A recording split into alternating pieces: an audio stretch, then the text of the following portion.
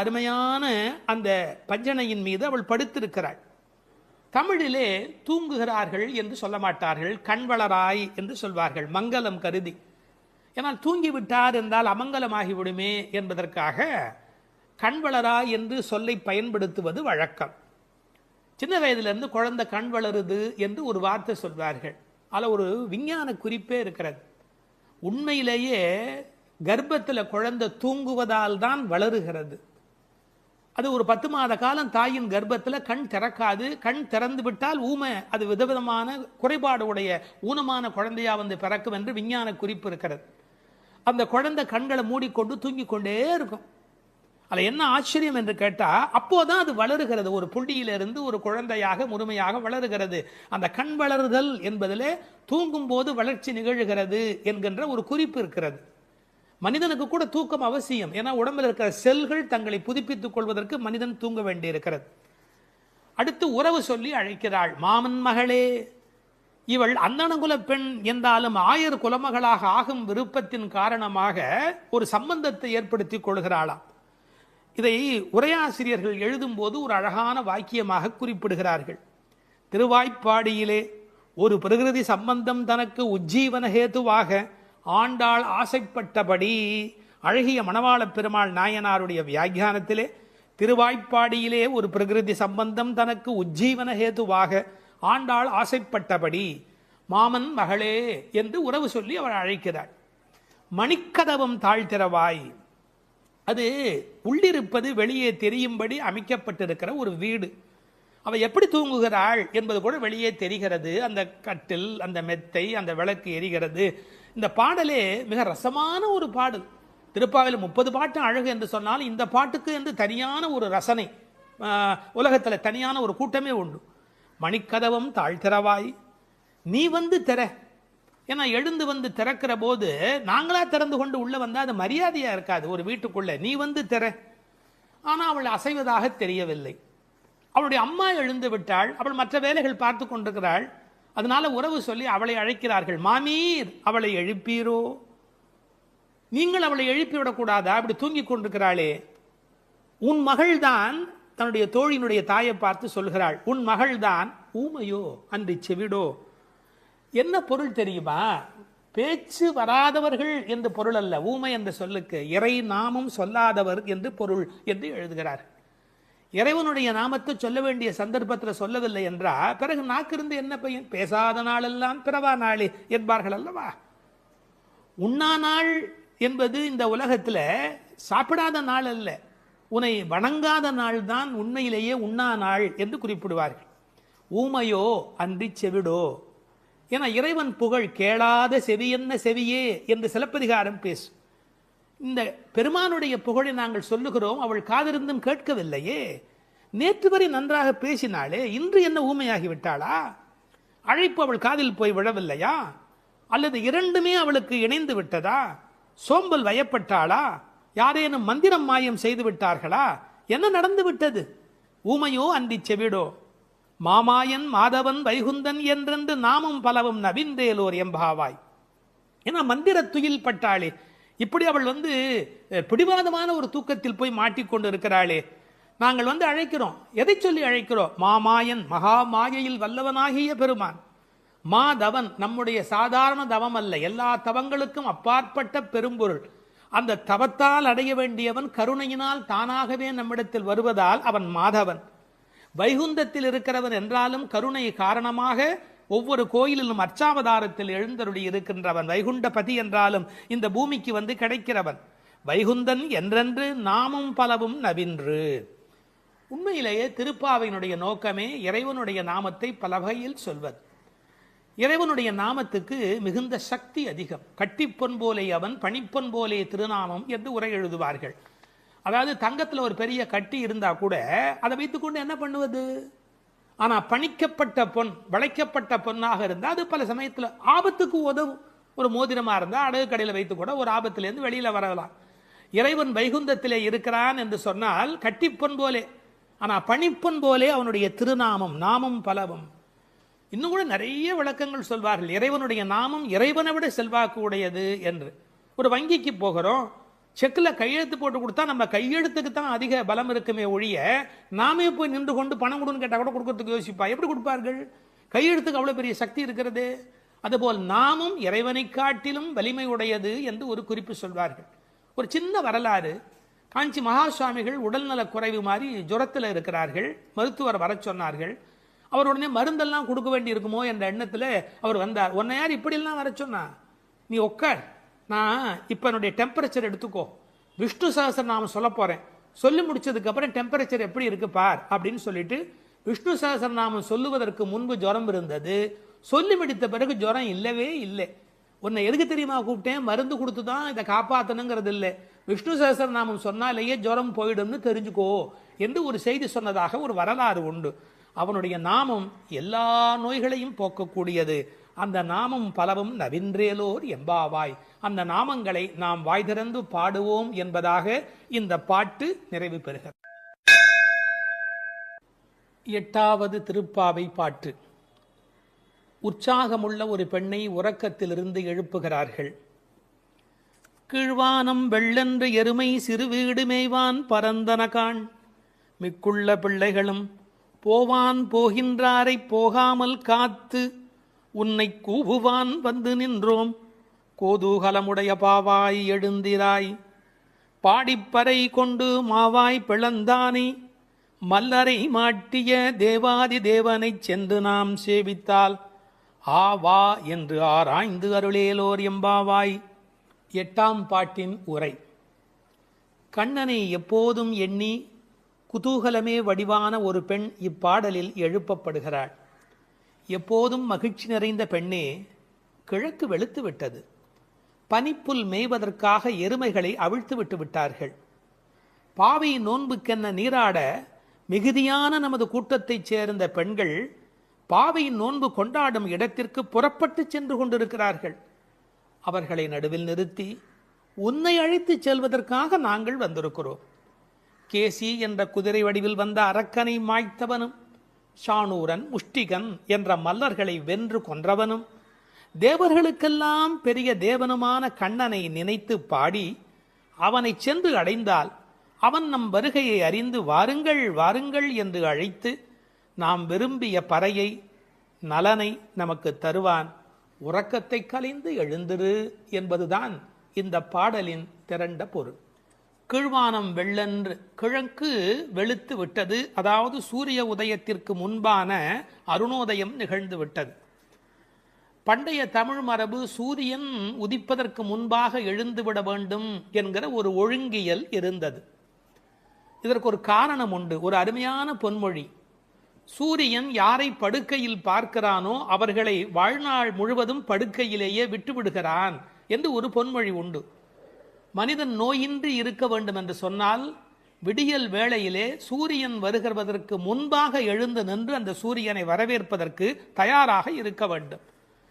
இந்த கிழக்கு வெளுத்தது என்பதை கீழ்வானம் வெள்ளென்று என்று எழுதுகிறார். ஒரு குறிப்பு, இவையெல்லாம் வெளியில் நடக்கிற விஷயங்கள். சூரியோதயத்திற்கு முந்தைய வானம் வெளுத்த நிலை. வெளியில் நடக்க வேண்டியதெல்லாம் நடந்து விட்டதே, உள்ளே நடக்க வேண்டியது நடந்திருக்கிறதா? வெளி அடையாளங்கள் சரியாக இருக்கின்றன, உள்ளே நிகழ வேண்டிய ஆன்ம விடியல் அது நடந்திருக்கிறதா? உனக்கு என்ன அஞ்ஞானமா?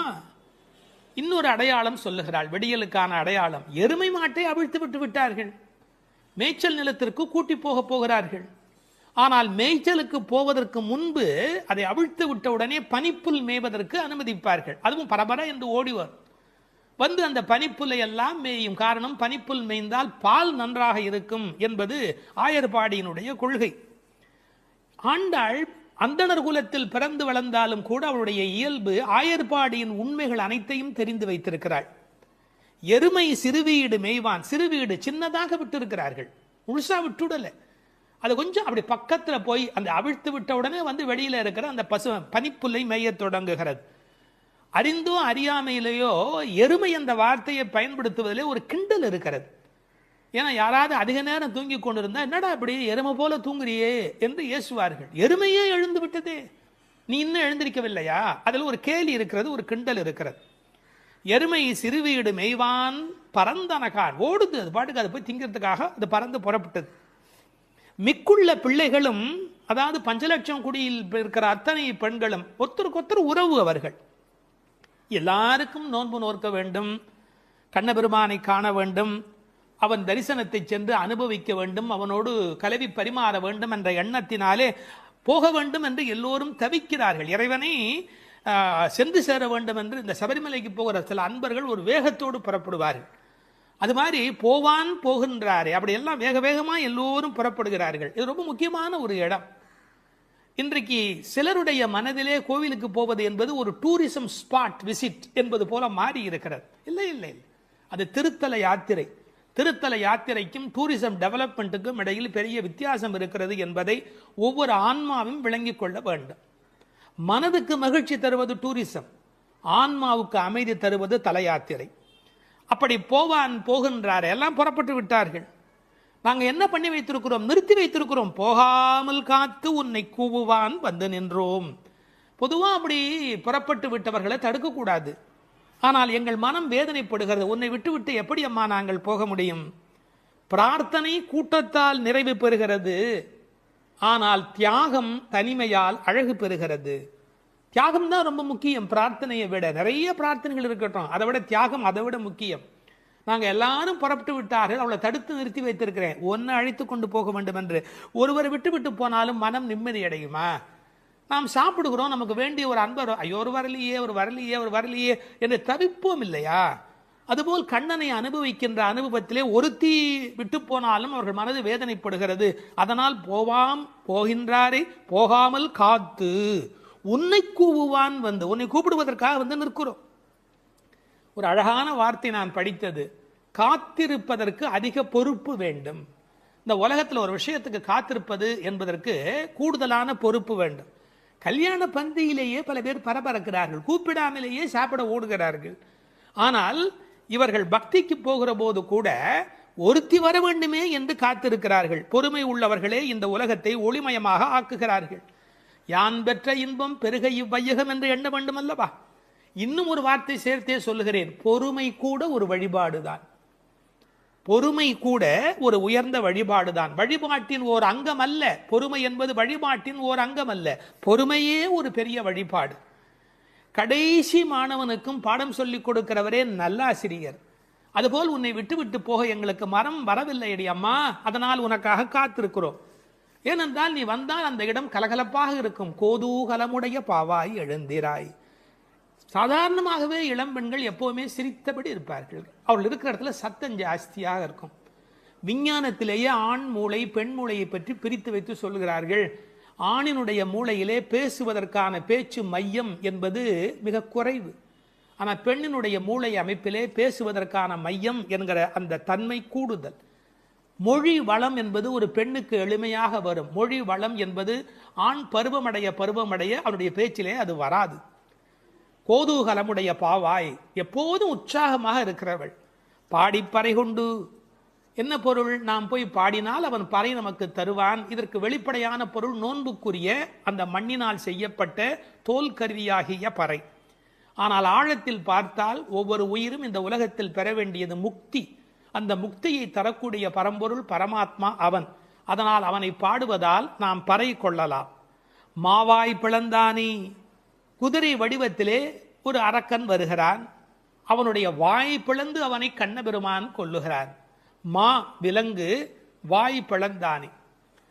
திருக்குறளில் கூட ஒரு குறள் வரும், மயிர் நீப்பின் வாழா கவரி மா அன்னார். அதை கவரி மான்னு படிப்பார்கள். இல்லை இல்லை, மானா விலங்கு, பனிமலையில் இருக்கிற விலங்கு. அது ஒரு வகையான குதிரை, யாக். அது என்னன்னு கேட்டால், அதுக்கு மேலே இருக்கிற அந்த தோல் ரோமம் நீங்கி விட்டதுன்னு வச்சுங்க, அந்த குடலில் அதால் வாழ முடியாது. மா என்பது ஒரு வகையான விலங்கு. மா வாய் பிளந்தானே மல்லரை மாட்டிய தேவாதி தேவனை. கண்ணனுடைய வாழ்க்கை முழுக்க பார்த்தா அசுரர்கள் வந்து கொண்டே இருக்கிறார்கள், மோதி மோதி சாகிறார்கள்.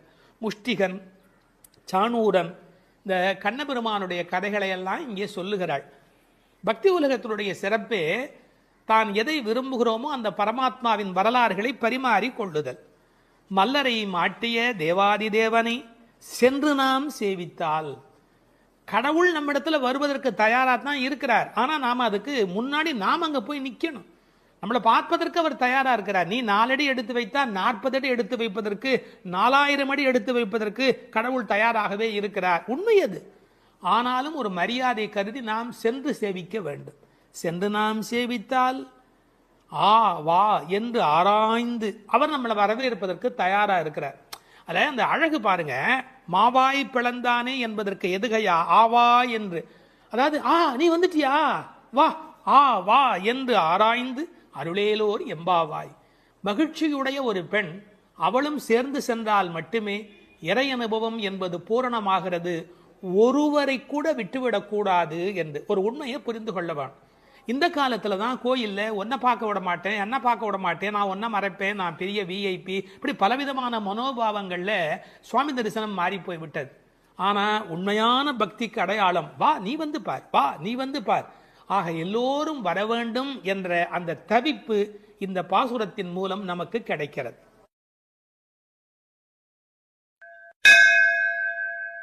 திருப்பாவை 7ஆம் பாடல். நாயக பெண் பிள்ளையை எழுப்புகிறார்கள்.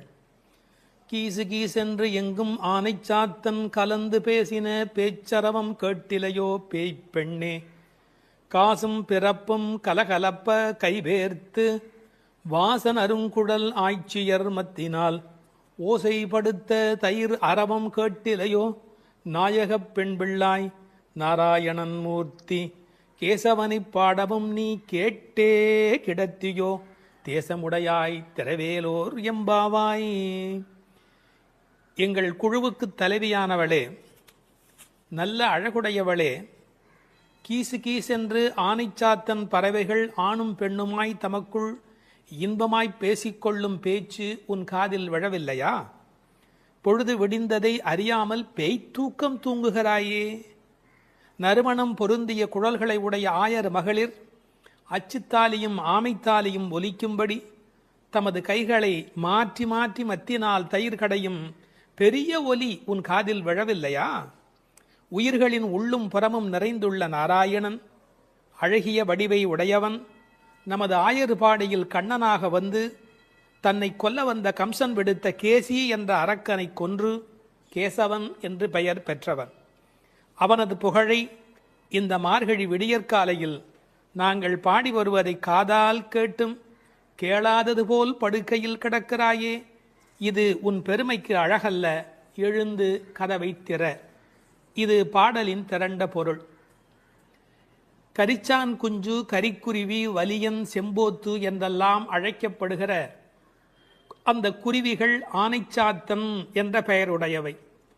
அவை ஒன்றோடு ஒன்று கலந்து பேசுகிற போது கீசு கீசு என்று ஒலி எழுப்புகின்றன.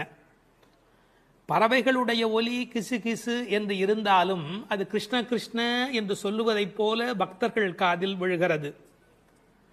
ஒரு இயற்கை ஒலியை பாடலில் கொண்டு வந்து காட்டுகிறார் ஆண்டாள் நாச்சியார். இயற்கை எழிலை முழுமையாக படம் பிடிக்கிறார். ஏன்?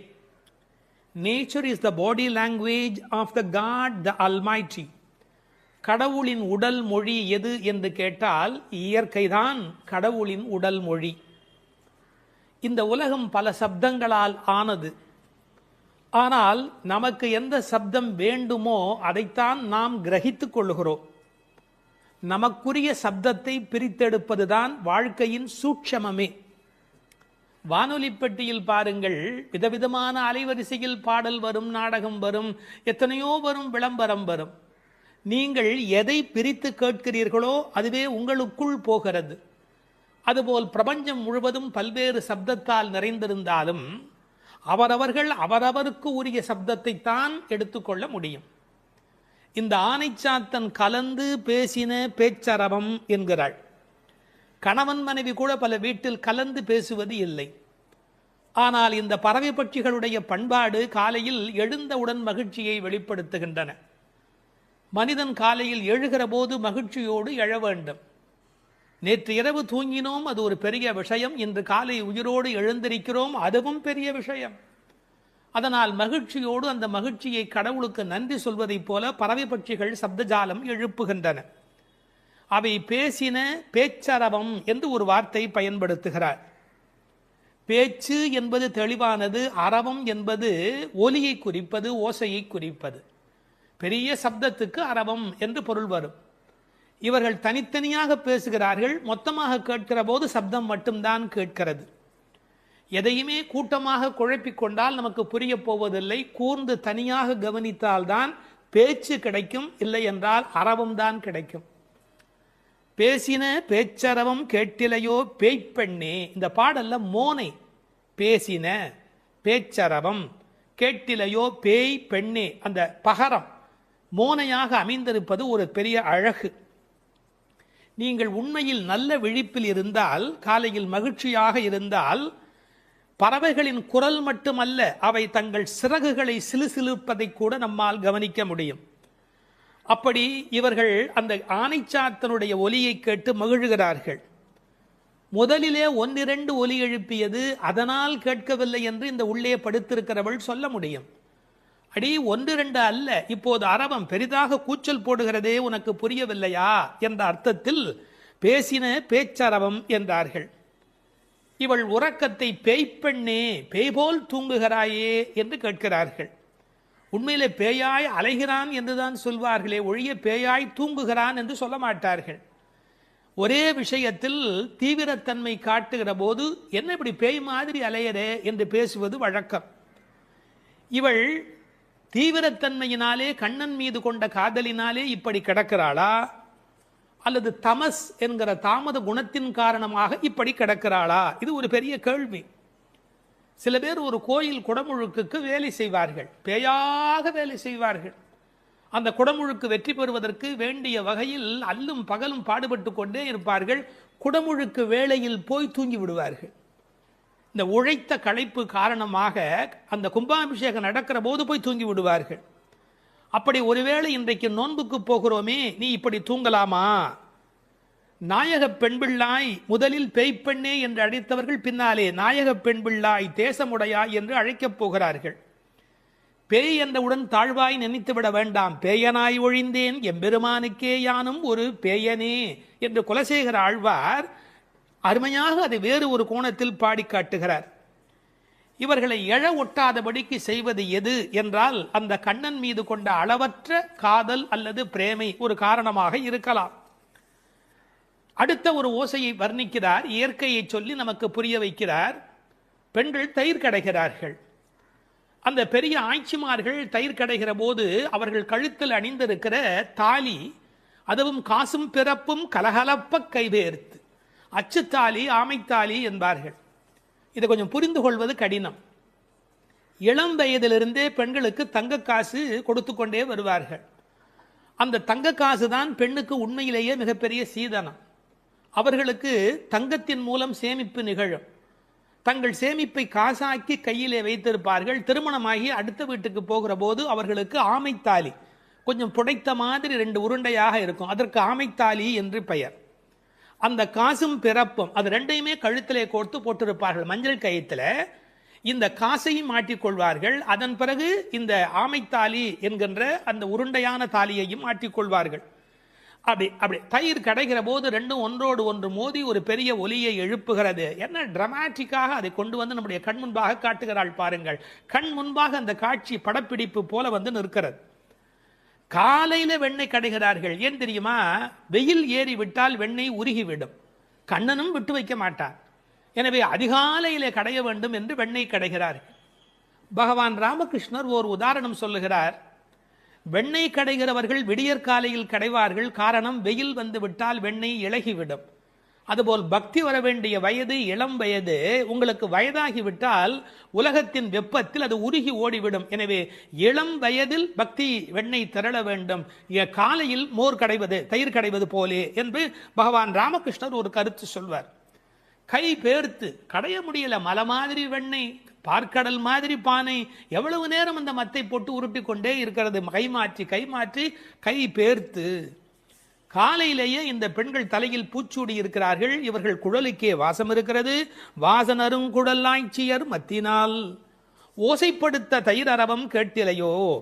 அந்த ஓசையிலே ஒரு அழகு இருக்கிறது. பித்தகோரஸ் கொல்லர் பட்டறையிலே ஏற்படுகிற ஒலியை வைத்துக் கொண்டு அந்த இரும்பின் அடர்த்தி என்ன என்று சொல்ல முடியும் என்று சொல்கிறார். அடர்த்தியான இரும்பு வர வர அதை தட்டுகிற அந்த ஒலி ஓசை மாறிக்கொண்டே போகும் என்று சொல்லுகிறார். ஒலி அழகை பற்றி மகாகவி பாரதி ஒரு மனிதனை ஒலியும் ஓசையும் என்ன பாடுபடுத்துகிறது என்பதை குறிப்பிடுகிறார்.